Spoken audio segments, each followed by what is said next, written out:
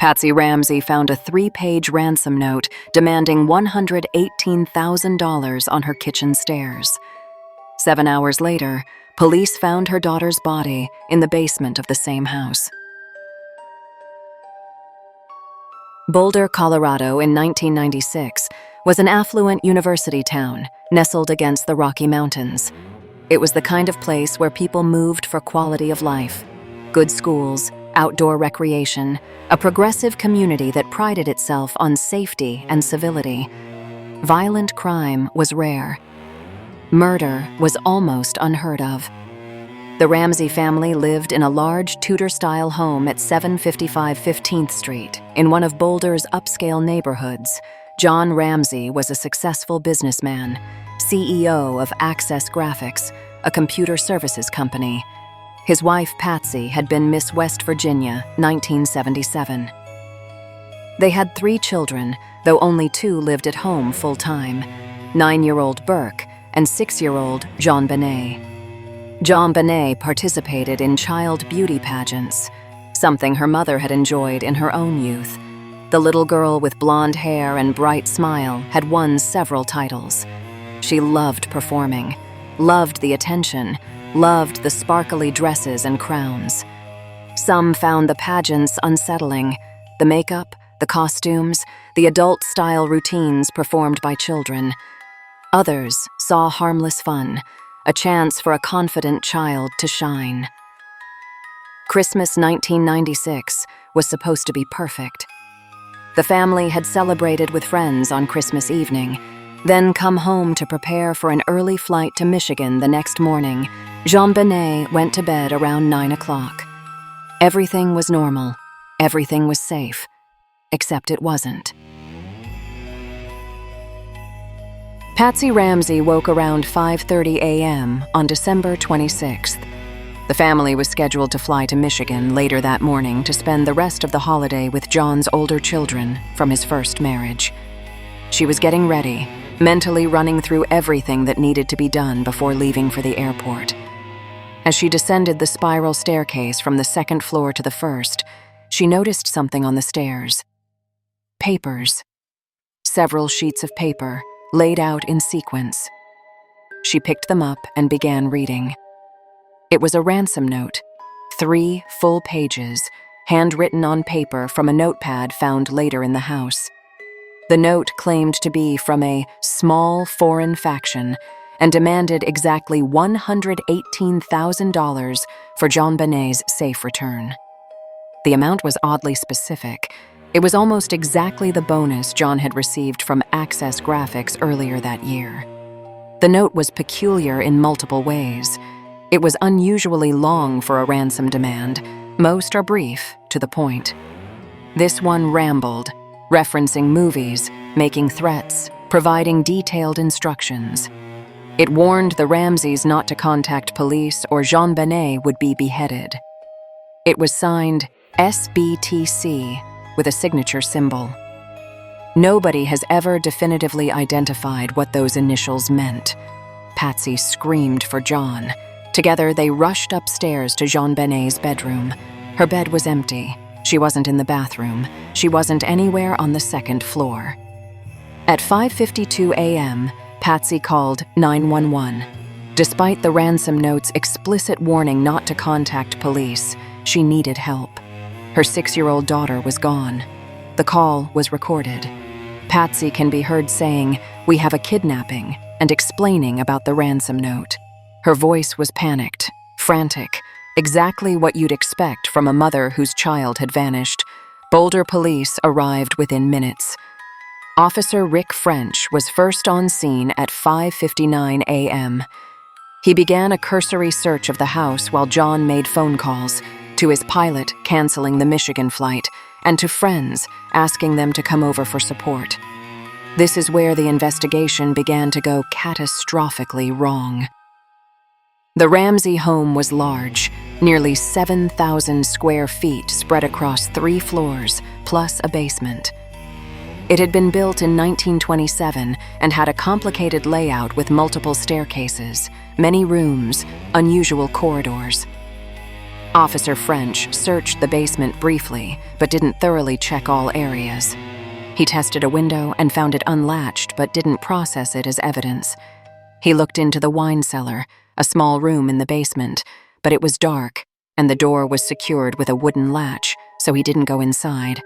Within hours, the house filled with people. John's brother and sister-in-law arrived. The Ramseys' minister came. Friends from the neighborhood showed up to provide support. All these people were walking through what should have been treated as a crime scene, contaminating potential evidence, touching surfaces, moving objects. Detective Linda Arndt arrived at 8:10 a.m. as the lead investigator. By then, the house was full of people, and the initial crime scene had been compromised. Arndt was alone. No other detectives had been sent to assist with what was supposedly a kidnapping. She waited for the promised ransom call that never came. As hours passed with no contact from the supposed kidnappers, the situation grew increasingly tense. Around 1 p.m., 7 hours after the initial 911 call, Detective Arndt suggested John and his friend Fleet White search the house again. Perhaps they'd find something, some clue about where JonBenét might have been taken. John and Fleet went to the basement. John headed directly to the wine cellar, the small room Officer French had glanced into that morning but hadn't entered. John opened the door, reached for the light switch, and immediately saw his daughter. JonBenét was lying on the concrete floor, covered with a white blanket. Her arms were raised above her head. Her mouth was covered with duct tape. Cord was wrapped around her wrists and neck. John picked up his daughter and carried her upstairs, destroying crucial crime scene evidence in the process. Detective Arndt, overwhelmed and alone with no backup, couldn't secure the scene properly. She moved JonBenét's body away from the basement entrance to preserve some evidence, but the damage was done. JonBenét was dead. This wasn't a kidnapping. This was a murder that had occurred while the family slept, in their own home, with a ransom note that made less sense with every passing hour. The autopsy revealed JonBenét had died from asphyxiation due to strangulation by ligature, with a skull fracture contributing to her death. The medical examiner estimated time of death between 10 p.m. Christmas night and 2 a.m. Boxing Day morning. She'd been wearing long underwear and a white shirt. The duct tape over her mouth and the cord around her neck were still in place. There was DNA evidence. Unidentified male DNA found in her underwear and on her long underwear bottoms. This DNA didn't match anyone in the family. This single fact would eventually exonerate the Ramseys, but not for 12 more years. The ransom note became a crucial piece of evidence. Handwriting analysis was conducted. Patsy Ramsey couldn't be eliminated as the author, but neither could she be definitively identified as having written it. John Ramsey and their son Burke were both eliminated as potential authors. The note's unusual length and content suggested someone comfortable in the house, with time to spare, access to Patsy's notepad and pen. Boulder Police immediately focused on the family. This isn't unusual. Statistically, when a child is murdered at home, family members are involved in the vast majority of cases. But the focus became tunnel vision. Detective Steve Thomas, who took over the case, became convinced Patsy had killed JonBenét in a rage over bedwetting. Then John had helped cover it up. This theory had significant problems. There was no history of abuse in the family. Friends, teachers, physicians, neighbors, everyone who knew the family described loving parents and happy children. The physical evidence didn't support a rage killing. The DNA found on JonBenét belonged to an unknown male. The window in the basement appeared to have been used for entry. Unidentified footprints were found. A partial palm print that didn't match family members was discovered.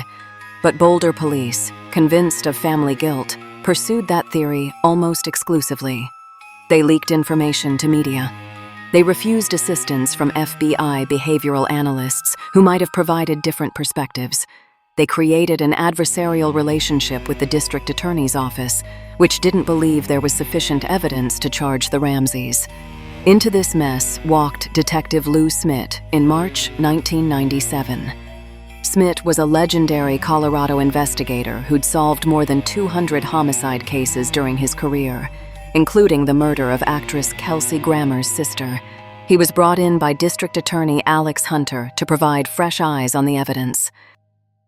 Smith studied the crime scene photos, the physical evidence, the autopsy report. He came to a startling conclusion. An intruder had killed JonBenét.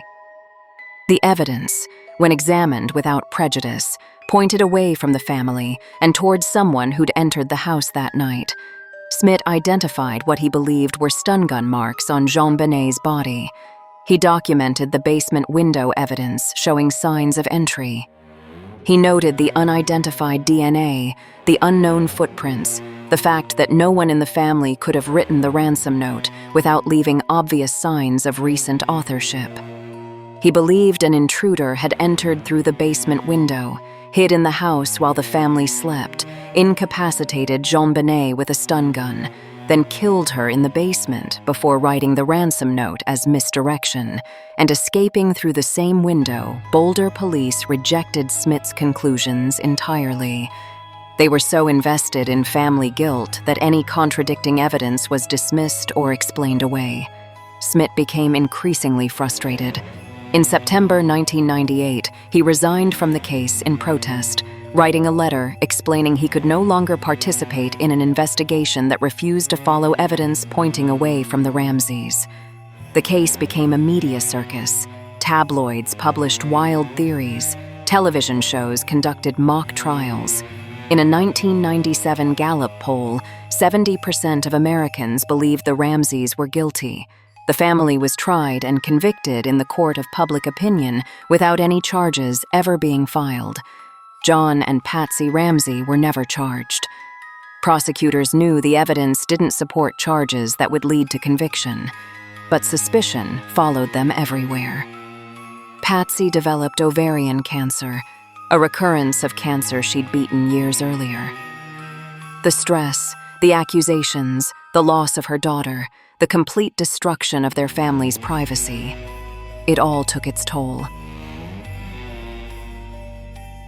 In 2003, Boulder District Attorney Mary Keenan took over the case. She approached it differently than her predecessors. She looked at the DNA evidence with fresh eyes and sent samples for new testing using technology that hadn't existed in 1996. The results were significant. The DNA found in JonBenét's underwear was confirmed to be from a single unidentified male. Furthermore, DNA from that same male was found on her long underwear bottoms, 2 different pieces of clothing. Same DNA source, someone who wasn't family, wasn't a friend, had never been in that house before or after. The odds of this DNA being from innocent transfer, say, from the manufacturer of the clothes, became statistically impossible. This was DNA deposited at the time of the murder. This was the killer's DNA. In July 2008, Mary Keenan, now Mary Lacey, sent an extraordinary letter to the Ramsey family. She officially, formally exonerated John Ramsey, Patsy Ramsey, and Burke Ramsey. The DNA evidence, she wrote, proved the family's innocence. The unknown male DNA found on 2 separate pieces of JonBenét's clothing could only have been deposited by her attacker.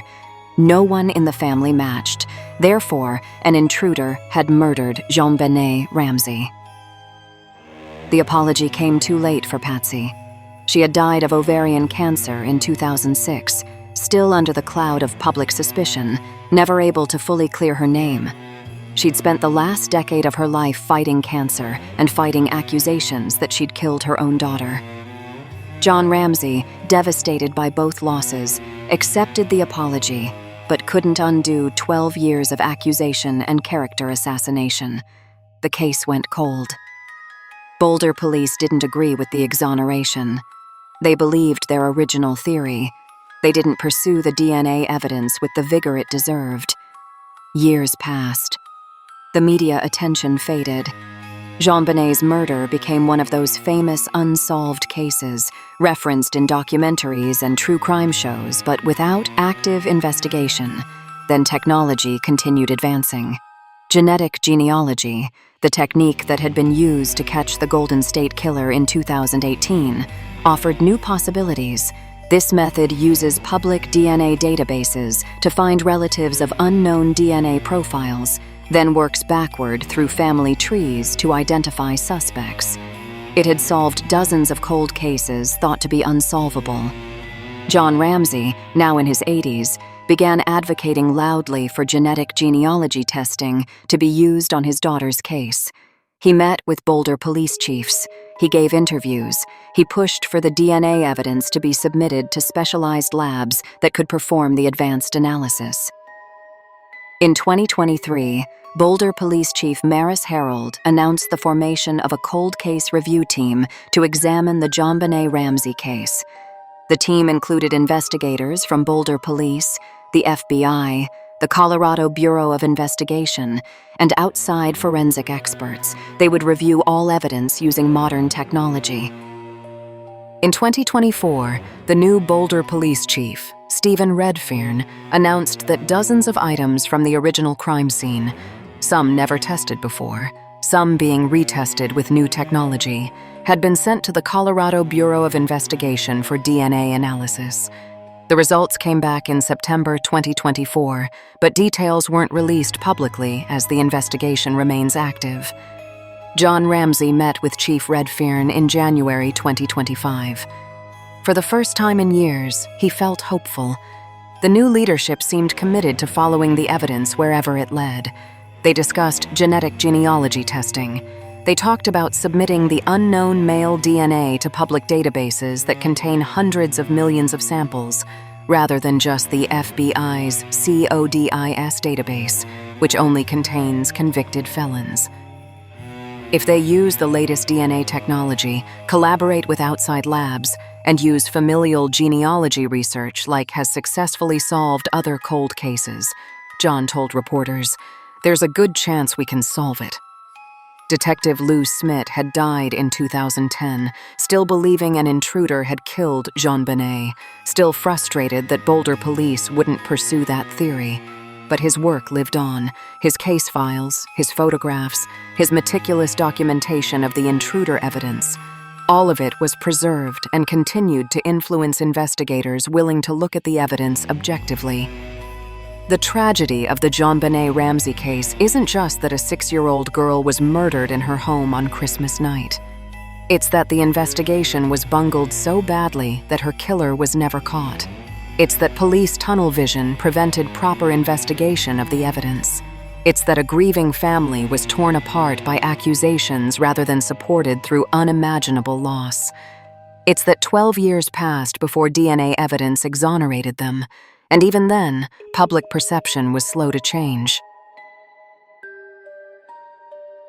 Nearly 29 years after JonBenét's murder, the case remains officially unsolved.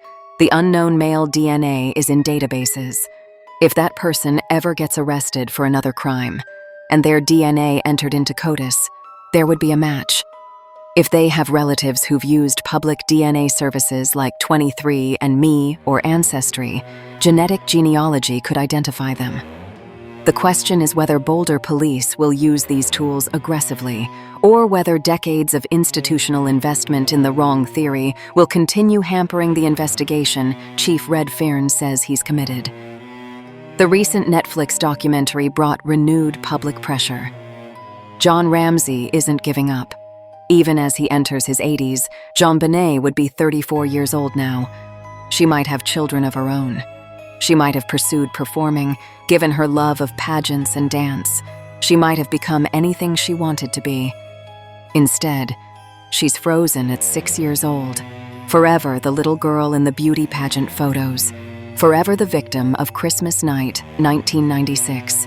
The resolution, if it comes, will likely come from DNA.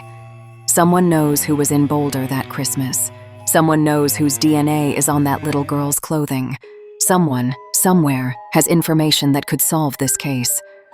Lou Smith believed until his death that the truth would emerge.